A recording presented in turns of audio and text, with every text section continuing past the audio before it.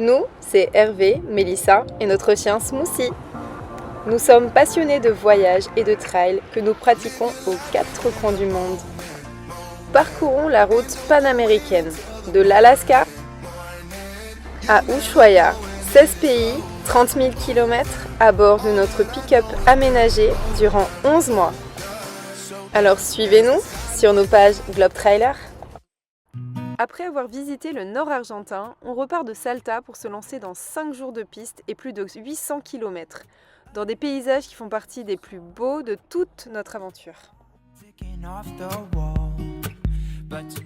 On quitte donc Salta à 1200 mètres d'altitude et on prend la direction ouest vers San Antonio de los Cobres, en remontant une jolie vallée.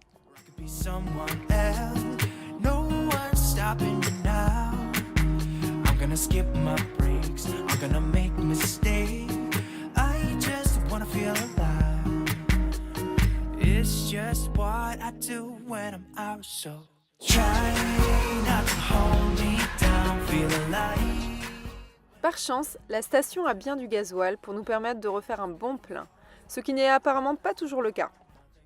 On prend aussi 20 litres d'eau supplémentaire afin d'avoir 100 litres en tout. La bouteille de gaz est remplie, on est prêt pour attaquer les 5 jours de off-road. La région est très peu habitée. Il y a quelques décennies encore, de nombreuses mines de soufre ou de minerais d'or attiraient bon nombre de travailleurs. Mais pas mal ont depuis fermé. Aujourd'hui, il y a beaucoup moins de monde. Mais il reste quelques mines d'or, des puits d'extraction de lithium, de sulfate de sodium ou encore des champs de panneaux solaires.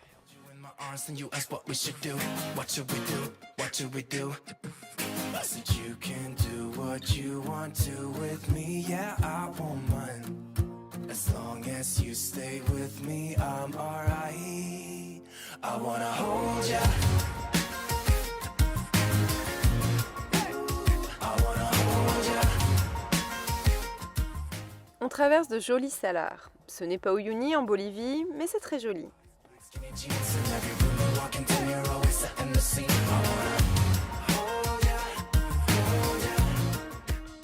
Puis, après avoir traversé le petit village de Pocitos, on entre dans Los Colorados.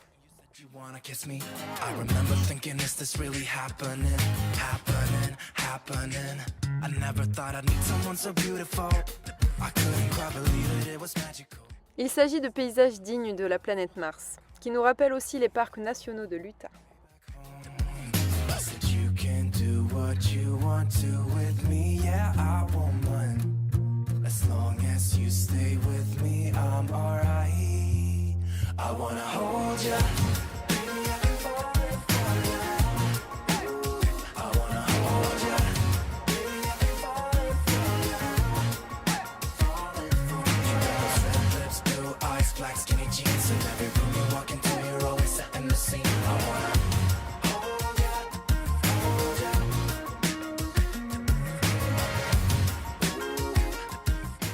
On arrive en fin de journée dans le Desierto del Diablo, à 3700 mètres d'altitude. C'est là qu'on va passer la nuit, très loin de toute civilisation.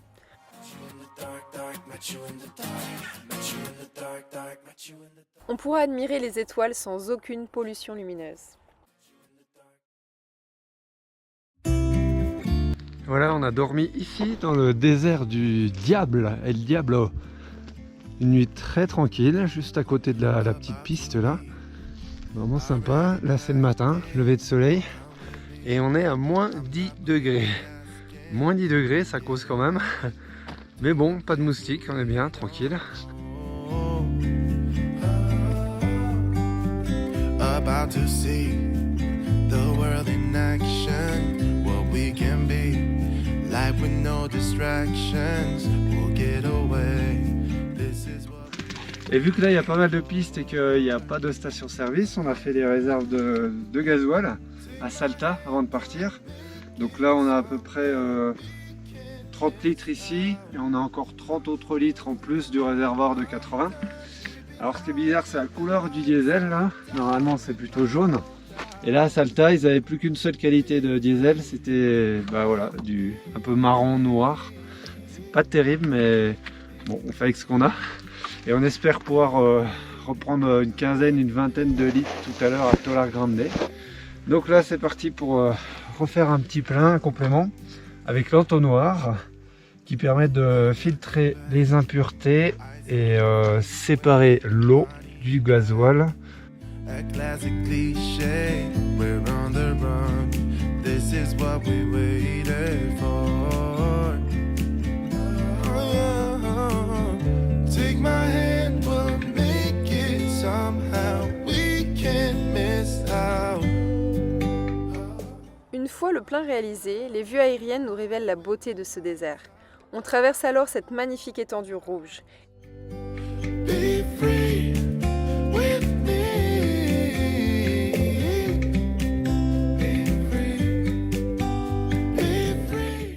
Et empruntons l'endroit appelé les 7 virages. La vue est sublime.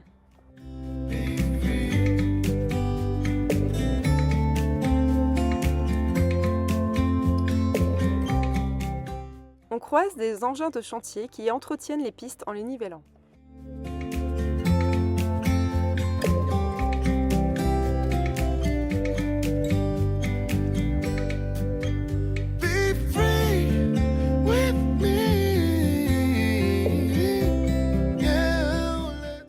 Puis on passe à côté du Salar del Diablo. Personne à l'horizon. Oh, come on and let's go, let's be free with me. Yeah, be free, be free, be free with me. Alors nous voilà dans le Salar de Tolar Grande à Oros de Mar. Ce qui signifie les yeux de la mer.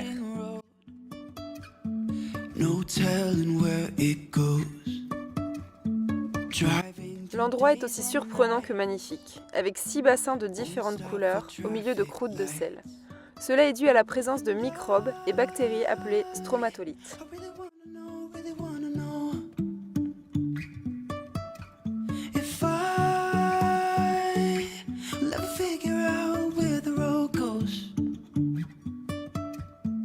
Even if I'm falling down, I will keep on searching for my highs. You can say I lost my mind, I will keep on holding my head high. Even if the sky is falling down.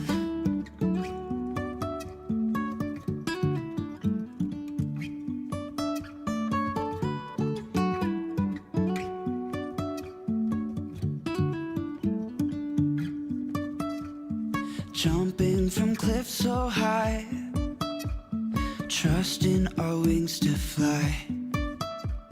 Sometimes we're crashing down, but we get up and start from the ground. Seuls les Vicuña habitent les lieux. On arrive ensuite à notre halte de civilisation, un petit village de 200 habitants dans lequel on espère pouvoir acheter quelques litres de gasoil en plus. Il paraît qu'il y a un revendeur local qui fait venir des fûts de carburant en pick-up. On a de la chance car il en a aujourd'hui, et en plus de bonne qualité. On lui en achète 30 litres, ce qui devrait suffire à continuer notre grande boucle. On repart en traversant un des plus grands salars au monde, celui d'Arizaro, qui fait 1860 km².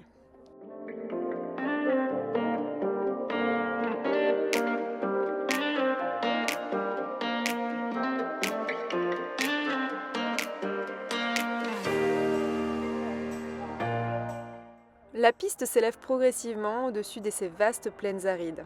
Après Mars, on traverse maintenant la Lune.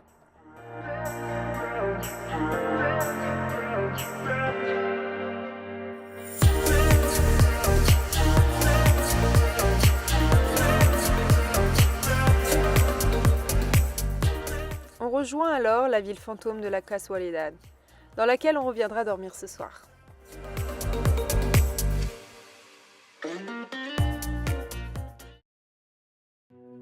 On veut absolument aller voir l'ancienne mine Julia avant la nuit. On arrive à la Mina qui est au-dessus là, Et on est actuellement à 5040 mètres. 5040 mètres, le record de la voiture. Et le record de Smoothie aussi, hein, parce qu'il n'a jamais dû monter à cette altitude-là. Ça, c'est les vestiges, et ça sent bien le soufre. Là, on vient de passer à un endroit qui sent vraiment le soufre. Et là, on passe au-dessus d'un câble qui servait avant à transporter avec des godets tout le soufre de la mine jusqu'au camp qui est un peu plus bas là. C'est vraiment des paysages magnifiques. On ne croisera personne sur la piste de 25 km qui y mène. On se sent vraiment très seul et on espère que la mécanique va tenir pour grimper à plus de 5200 mètres. Au bout d'une piste sinueuse en montée, on arrive enfin à la mine, qui se situe sur une crête à la frontière entre l'Argentine et le Chili. L'ambiance est particulière autour de ces baraquements abandonnés. Il fait aussi beau qu'il fait froid, à cause du puissant vent.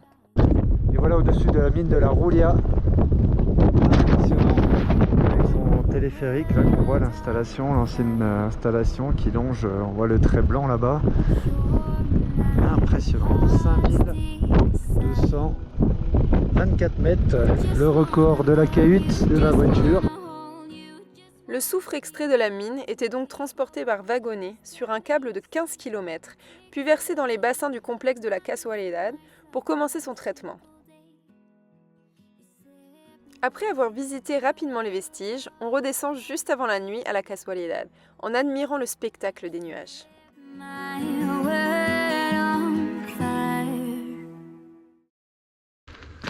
Un beau soleil ce matin, mais alors on a eu bien froid cette nuit avec beaucoup de vent. Pourtant on était bien à l'abri, mais ça soufflait de tous les côtés. Et puis voilà, donc on va aller visiter un petit peu. On est ici à 530 km de Salta et à 140 de Tolar Grande. 8300 personnes se sont succédées pour vivre ici entre 1951 et 1979. 2000 y vivaient encore à sa fermeture.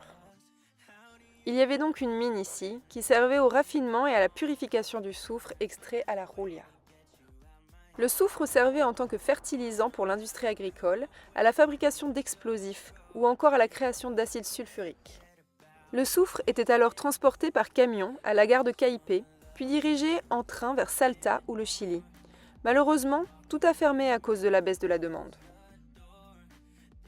Il est temps de repartir pour aller voir une jolie formation géologique. Mais avant, une jolie piste de 3 heures nous occupe. Nous ne croiserons personne.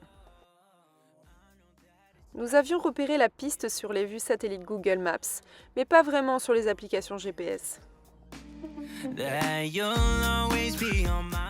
Heureusement, malgré toutes les pierres tranchantes, pas de crevaison.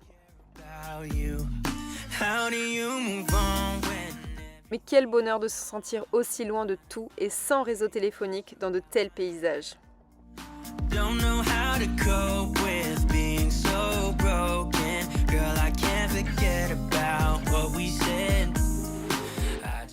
Au bout de la piste, on passe dans la mine d'or de Lindero. Des hauteurs, on admire notre objectif de la journée, le cône d'Arita. En langue aymara, Arita signifie effilé. C'est une pyramide volcanique de 122 mètres de haut. La lave de ce cône parfait lui a donné une couleur sombre. On vient d'arriver au niveau de la mine Luguero et on vient juste de se poser. On voulait juste demander s'il y avait du wifi comme on avait vu sur iOverlander. Et la dame à l'accueil de la sécurité nous a proposé carrément des repas avec poulet, tout ça, petits légumes et gratuit. Donc ça fait un bon anniversaire pour Mélissa. C'est l'occasion. Et regardez la vue qu'on a pour manger le cône d'Arita au milieu du Salar. Viva Argentina! Après ce bon moment, cap au sud, direction Antofagasta, par une piste vraiment horrible. Pas en technicité, mais en tôle ondulée.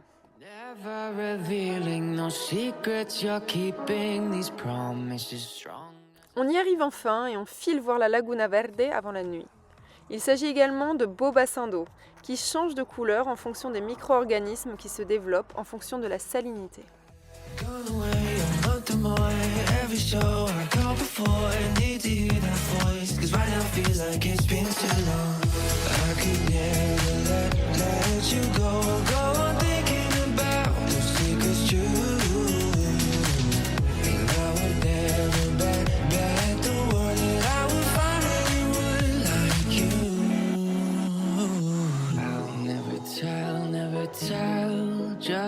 trust that I'll keep it locked in a cell.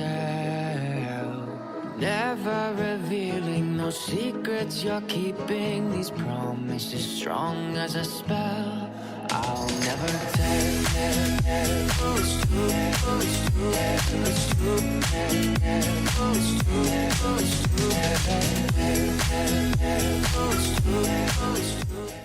Le lendemain, on poursuit au sud et on croise des vincunhas. Et on tombe sur une espèce d'autruche sauvage appelée Nyando.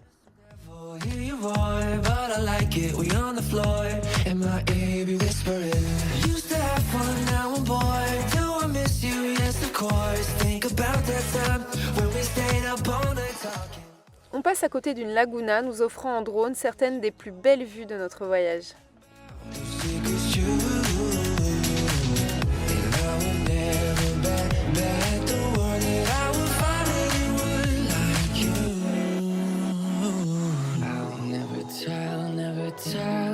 Just trust that I'll keep it locked in a cell.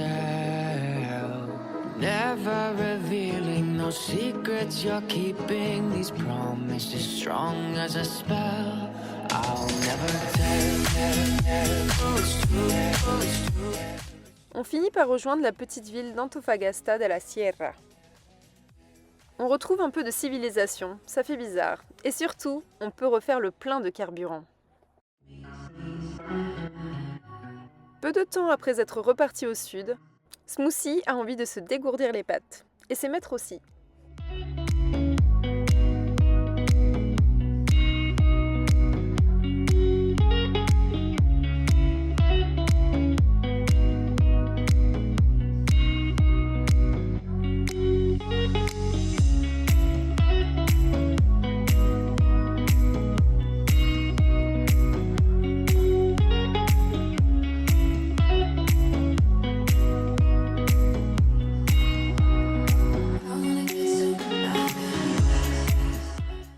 Étant fan de volcans, on se dit qu'on pourrait en ajouter un sur notre liste. On choisit celui d'Antofagasta, implanté juste à côté d'une sublime laguna. Et c'est parti pour une traversée de champs de lave et de sable. La montée dans les scories est très raide, mais mérite amplement le coup quand on découvre la vue au sommet du cratère.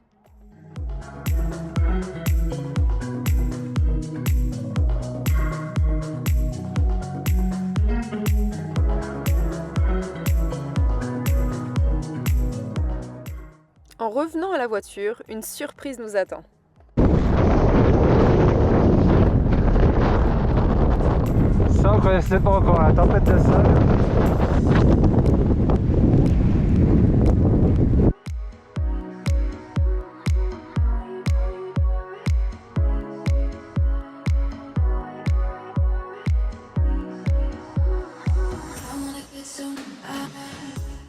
Il est temps de trouver un coin de bivouac et on se pose à côté de la laguna Carachipampa.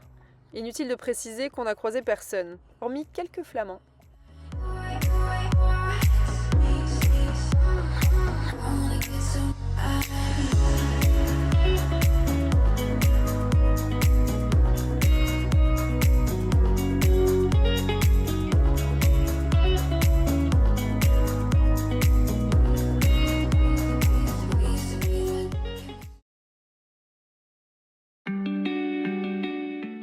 Au moment de prendre la route au petit matin, Smoothie salue quelques copains.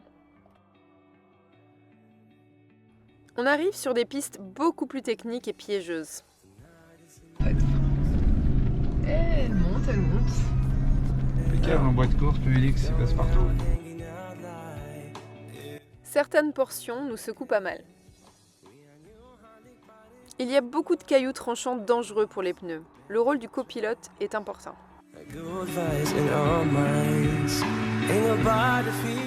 On arrive à une attraction connue, Campo Piedra Pomes.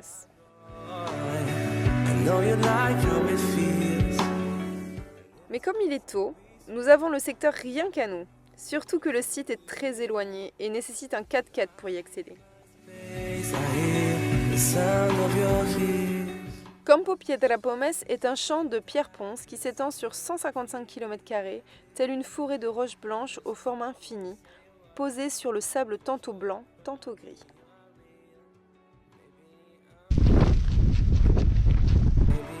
Ces roches ont été formées à des températures de plus de 500 degrés, lors d'une éruption volcanique particulièrement violente du volcan Blanco, il y a 100 000 ans. Des nuages de cendres propulsés en l'air se sont refroidis rapidement en se cristallisant au sol. La chute de pression a créé des bulles d'air qui confèrent à ces roches porosité et légèreté. Depuis des temps infinis, le vent a sculpté d'étranges silhouettes surréalistes. Quand on repart, on sait qu'on ne croisera quasiment personne, tellement ces pistes sont retirées de tout. On traverse El Mar de Olas, littéralement la mer des vagues. Alors là, ça va être sport. On arrive au point le plus chaud à passer, là, le col là au-dessus à 4100 mètres. Donc là, on est lancé en boîte longue, 4x4 boîte longue, mais est-ce qu'on va passer? C'est pas gagné du tout. Passe pas là. Je pense qu'on va passer en boîte courte dans pas longtemps. Ok, première tentative, on se met directement en boîte courte. Tac. Et on va voir ce que ça donne. Première tentative.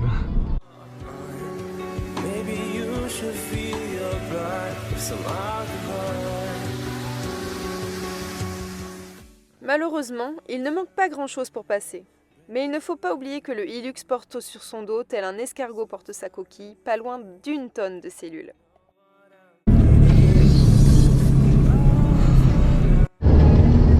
Deuxième tentative.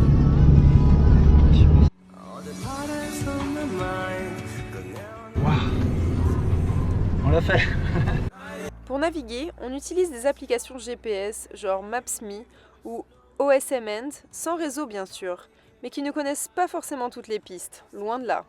Et on se sert aussi de captures d'écran de Google Maps, en vue satellite, afin de trouver des points de repère pour ne pas se perdre entre les multiples traces de roues. On se fait une petite frayeur en prenant de l'élan afin d'aller admirer un lac depuis ce qu'on pensait être une large butte, mais pas vraiment. Waouh. Bon, eh ben il y a le vide. Et là tu fais quoi là? Là t'as l'air malin là. Ouais, je vais reculer droit. Bon bah c'est joli, il y a beaucoup de vent hein. On a failli aller finir dans la laguna. Mais que fait la copilote? Le paysage verdit ensuite doucement au fur et à mesure qu'on descend un peu en altitude.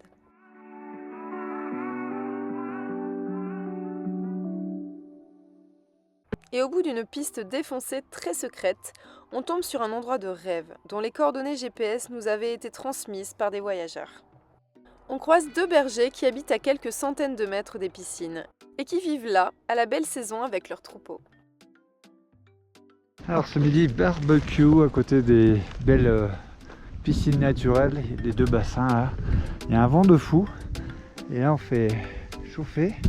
Il n'y a pas besoin d'attiser, hein. Là avec le vent ça part très très bien. Ah si.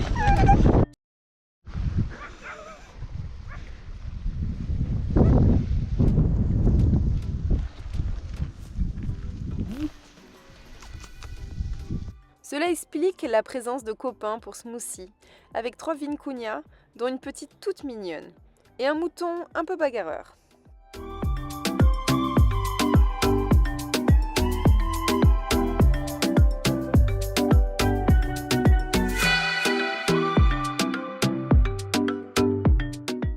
Après ces 5 jours de piste et de poussière, le bain à plus de 40 degrés fait un bien fou.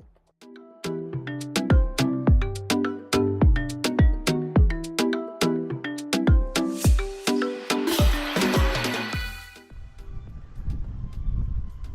est quand même grande.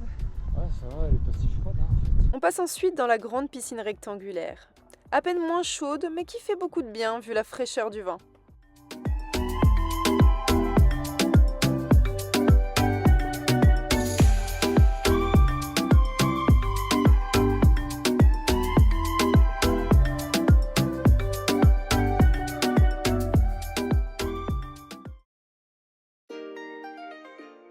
On reprend la piste d'accès et on met le cap sur le hameau de Las Papas, dans la vallée d'à côté.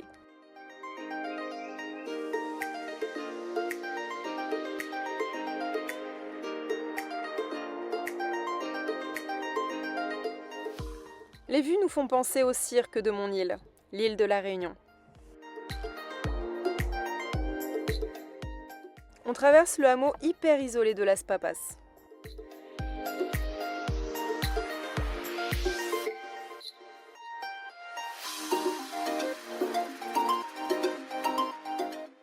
À présent, plus moyen de se perdre. Il suffit de descendre le canyon en traversant à gué le ruisseau à de multiples reprises.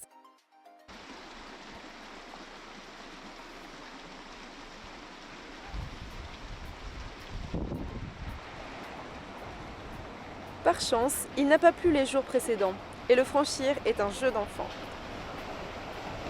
Mais lors de fortes pluies, il paraît qu'il peut faire 60 à 80 cm de profondeur.